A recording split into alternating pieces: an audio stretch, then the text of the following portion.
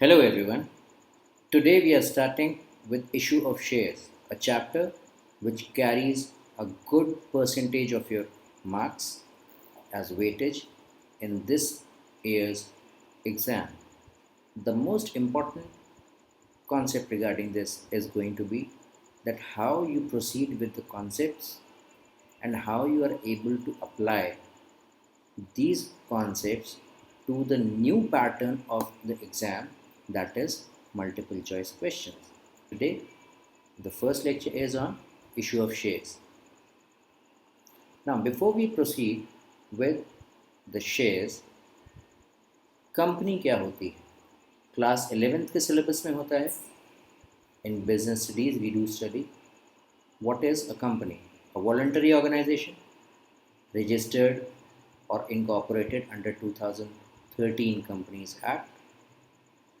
It is artificial legal person created in the eyes or existing in the eyes of law only, and containing those properties which are conferred upon it as per the charter of the company and what memorandum of association. Fine. Now if we are talking about an association of persons who contribute the money or money worth for some common goals, then we are talking about company. So now this is what the company is: legally created organization, artificial separate entity it has.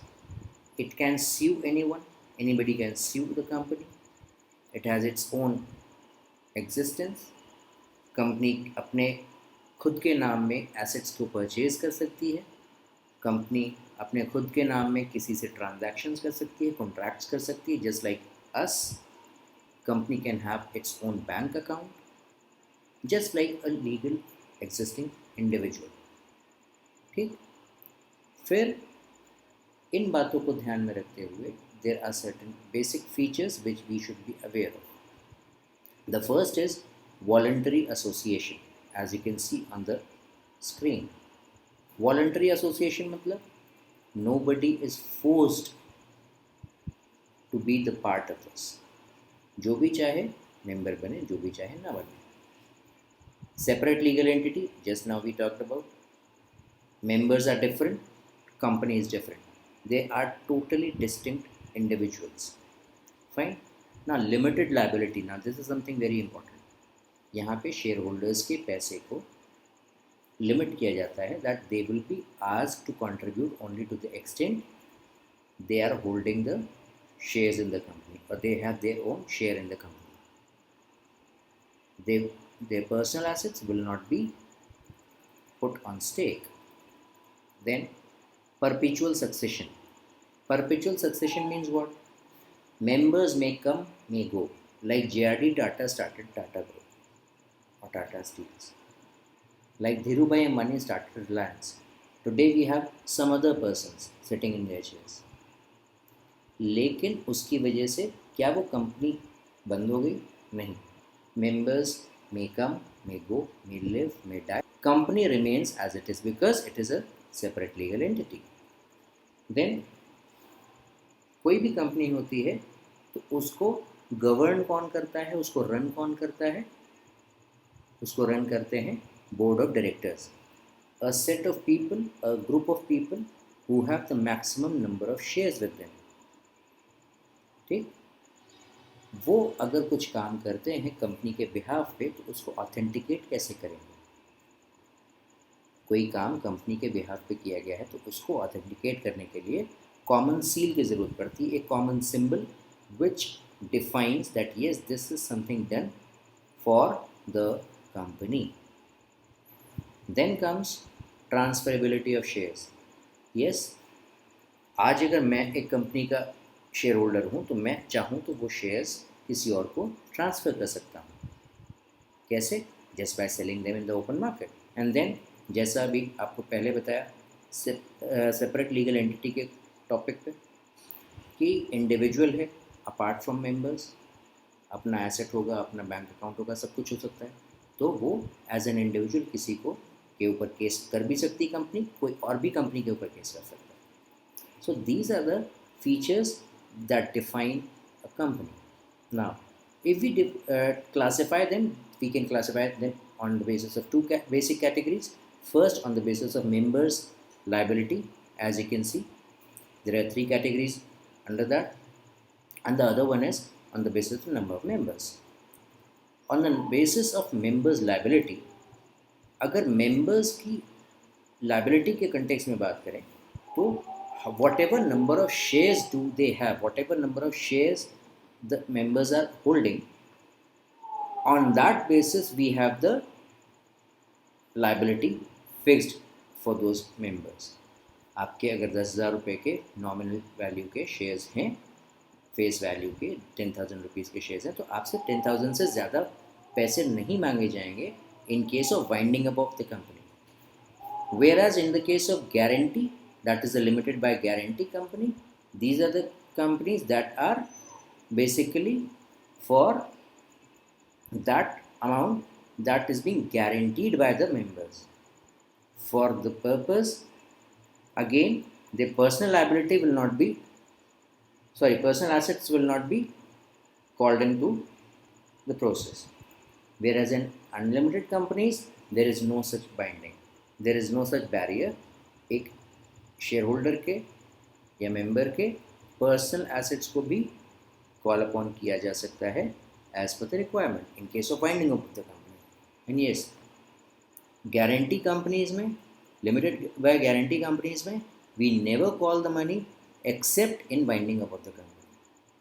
मतलब जब हम company को बंद करने चलेंगे, जब हम company को वाइंड अप करने चलेंगे, सिर्फ तब पैसे मंगाए जाएंगे, वो भी जो अश्योर्ड या फिक्स्ड अमाउंट तय किया गया है पहले से. The public and private limited companies, they are classified on the basis of the number of members they have in their board.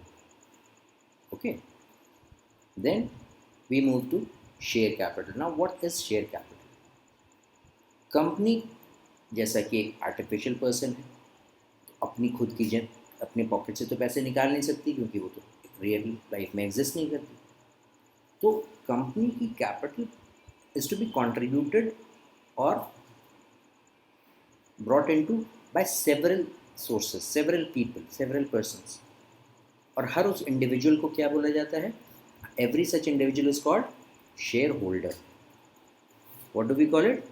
Share holder. Yes. अब वो जो पैसा लाएंगे, वो जो पैसे कंट्रीब्यूट करेंगे कंपनी में, that amount will be called share capital. ठीक. Now all that amount which will be collected from these people, what will be the way to deal with that? कैसे उसको हैंडल करेंगे? बहुत सारा पैसा आएगा, बहुत सारा फंड आएगा, तो अब उस सबको एक कॉमन अकाउंट बना दिया जाएगा. कंपनी अपने अकाउंटिंग सिस्टम में एक अकाउंट क्रिएट करेगी, नाम होगा शेयर कैपिटल अकाउंट, और वो सारा पैसा वहाँ पे कंट्रीब्यूट हो जाएगा.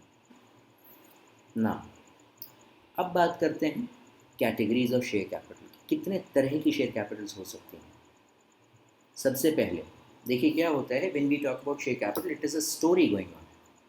तो पहली स्टोरी, एक सीक्वेंस होता है. स्टोरी में जैसे एक स्टोरी लाइन होती है ना, सीक्वेंस होता है, तो वैसे ही है यहाँ पर. अब यहाँ पे किस तरीके से है वो देखिए.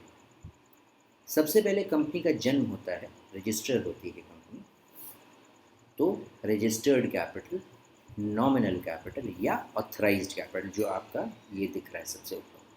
ना this authorised capital is what? ये वो अमाउंट है जो, जिस अमाउंट से, the amount with which the company is registered in the memorandum of association. Memorandum of association बनता है, क्लास 11 में पढ़ा है हम लोगों ने. मेमोरेंडम ऑफ एसोसिएशन में there are 5 clauses. One is yes capital clause. तो उसमें एक मैक्सिमम अमाउंट ऑफ कैपिटल दी हुई है जो कि एक कंपनी अपने लाइफ टाइम में क्रिएट कर सकती है बाय इशू ऑफ शेयर्स. ठीक. और वो कितने अमाउंट्स में डिवाइडेड होगी, कितने डिनोमिनेशंस में डिवाइडेड होगी, मतलब हर पार्ट की वैल्यू क्या होगी, वो भी उसमें मेंशन होता है. That is authorised capital. Now out of that authorised capital, how much amount a company is issuing to the public, company is inviting the public to come and purchase the shares or invest in the business, वो कहलाएगा issued capital. मतलब कि कितना issued capital के तौर पे company ने public से पैसा इन्वाइट किया। सब्सक्राइब कैपिटल क्या है? सब्सक्राइब कैपिटल इशूड कैपिटल के बाद आती है, मतलब पब्लिक को मान लीजिए कि 10 लाख रुपए से शेयर्स ऑथराइज थे, कंपनी ने 9 लाख रुपीज़ के शेयर्स ऑफर किए। अब उसमें से 9 लाख में से 9 लाख की कैपिटल आ गई कंपनी के पास, मतलब एप्लीकेशंस आ गई इतनी कि पूरे 9 लाख रुपीज़ कंप्लीट हो गए, तो दैट इज सब्सक्राइब कैपिटल। ठीक। अब उसमें से कंपनी कितने पैसे मंगवाती है, कितना पैसा कॉल अपॉन करती है, that is called up capital. भाई 100 रुपीज़ का एक शेयर है, कंपनी ने पूरे पैसे मंगा लिए एक बार, या इंस्टॉलमेंट्स में मंगा रहे हैं, depending on the company's decision, that is called up capital. फिर आता है paid up capital. Paid up capital मतलब that amount of called up capital which is paid by the share holder.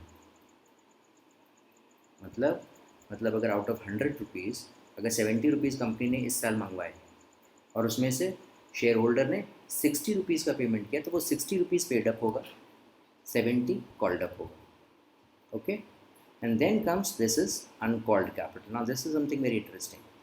Uncalled capital क्या है? ये वो amount of capital होती है जो कि अभी कंपनी ने नहीं मंगवाई। जैसे कि अभी हम लोग ने बात की out of 100 rupees share capital, अभी 30 रुपीज़ अनकॉल्ड अमाउंट है, वो अभी पेंडिंग है। ठीक। And then what is reserve capital? That amount of capital which a company reserves. Company ने इशू ही नहीं किया, भाई ये पैसे तो हम तब मंगवाएंगे शेयर होल्डर से जब हम वाइंड अप कर रहे होंगे, लेटर ऑन स्टेज में रिजर्व कर दिया वो कैपिटल, वो हम कहीं टच ही नहीं कर रहे। This is that capital. ठीक। Then see this flow chart. Authorise share capital is divided in 2 categories, issued and unissued. Issued में सब्सक्राइब्ड और अनसब्सक्राइब्ड होते हैं। अब फिर जो अनसब्सक्राइब हुआ वो तो ख़त्म हो गया, जो अनइशूड है वो ख़त्म हो गया। फिर सब्सक्राइब कैपिटल में से कॉल्ड अप कैपिटल और अनकॉल्ड कैपिटल दो हिस्से हो गए। कॉल्ड अप कैपिटल में दो पार्ट आ गए, पेड अप कैपिटल मतलब जितना पैसा आ गया, कॉल्स इन एरिया मतलब जितना पैसा नहीं आया, और फिर अनकॉल्ड कैपिटल में जो पैसा नहीं आया है उसमें दो पार्ट हो गए, कुछ अनरिजर्व्ड है, कुछ रिजर्व्ड है। फाइन। ना शेयर्स को हम शेयर्स के बारे में एक बहुत इंटरेस्टिंग डेफिनेशन पढ़ी थी किसी एक एन डी कपूर साहब की किताब में, लॉ की फील्ड के बड़े अथॉरिटी माने जाते हैं। उसमें उन्होंने कहा था share is the share in the share capital of the company. मतलब शेयर क्या है?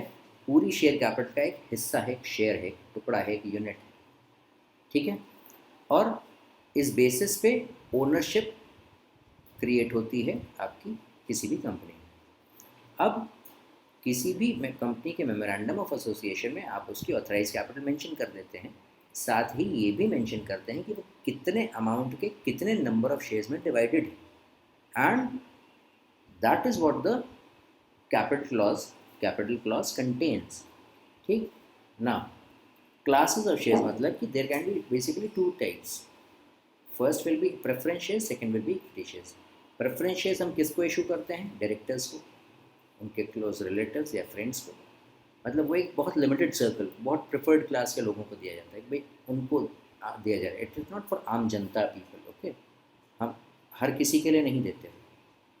जबकि इक्विटी शेयर्स क्या होते हैं? इक्विटी शेयर्स जनरल पब्लिक को ऑफर होते हैं, किसी को भी इशू करते हैं, ऑर्डिनरी शेयर्स हैं, लेकिन रियल ओनर्स यही लोग होते हैं। ठीक है ना।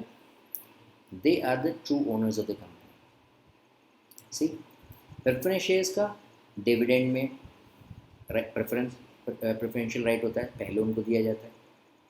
फिर फिर कल को कंपनी बंद हो रही होगी, वाइंड अप हो रही होगी, तो पैसे जब लौटाने होते हैं तो भी इनको पहले दिया जाता है, इक्विटी शेयर्स को बाद में दिया जाता है। ठीक है ना। अब प्रेफरेंस शेयर्स बेसिकली 3 ग्रुप्स होते हैं, 3 क्लासिफिकेशन होते हैं। Participating, non participating, that means they can be participating in the decision making और not, like that. Cumulative, non-cumulative, on the basis of the dividend they are carrying. Redeemable or not irredeemable, that means on the basis of the fact कि क्या इनके पैसे वापस होंगे या नहीं होंगे, उस बेसिस पे होता है। Then comes we talk about the equity shares. क्या है equity shares? ये वो जो कि preference shares नहीं है। That's a very interesting definition.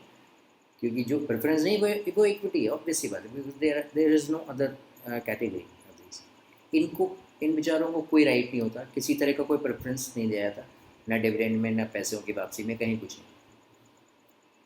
और इनके केस में प्रॉफिट डिस्ट्रीब्यूटेबल या जो भी हमारा फ्री होने के बाद, सारे ऑब्लिगेशन से फ्री होने के बाद जो पैसा बचता है, जो कह लो कि प्रॉफिट का पार्ट बचता है, that is distributed to them.